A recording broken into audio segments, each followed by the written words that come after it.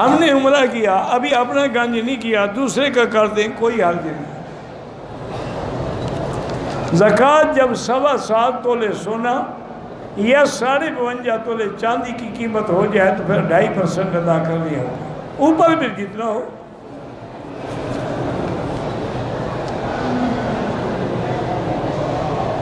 جب تراویح متفرق پڑھتے تب بھی 20 رکعت پڑھتے تھے، 8 رکعت تو ہم نے کہیں نہیں دیکھا۔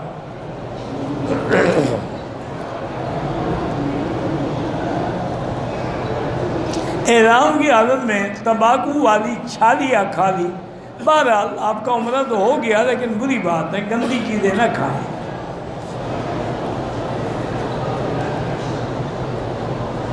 چائے میں انڈا ابالنا مکروہ ہے، انڈا ابالنا کسی بھی پانی میں ابالو ہے، چائے میں ابالو، یہ پتہ نہیں کہاں سے مسئلہ سیکھا ہے۔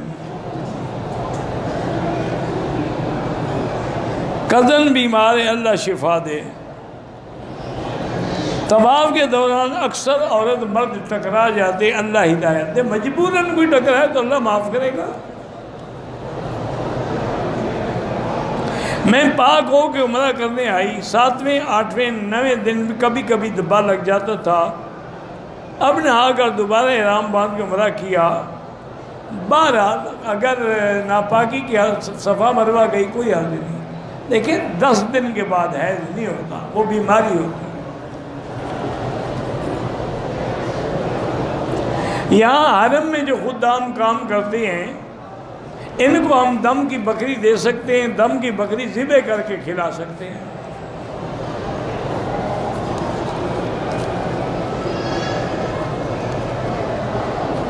کرائے کے مکان میں رہتے ہیں، بس استغفار زیادہ پڑھو، اللہ قادر ہے اپنا گھر بھی دے دے۔ کافر کے ساتھ یہ شیعہ کھانا پینا تو سب کے ساتھ جائز ہے، لیکن بہتر ہے کہ نہ کھائیں، اسی سے تعلقات بڑھتے ہیں، پھر آدمی گناہوں میں مبتلا ہوتا ہے۔ شادی کو 10 سال ہو گئے، اولاد نہیں، اللہ صاحب اولاد کرے۔ ہر طواف سے پہلے نہیں ہوتے، طواف کے بعد 2 رکعت واجب الطواف ہے۔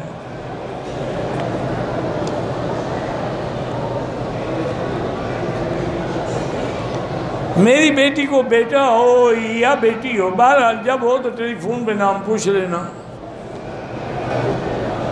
کسی پیغمبر کا واسطہ دے کر دعا نہ کریں، دعا سیدھی اللہ سے کریں۔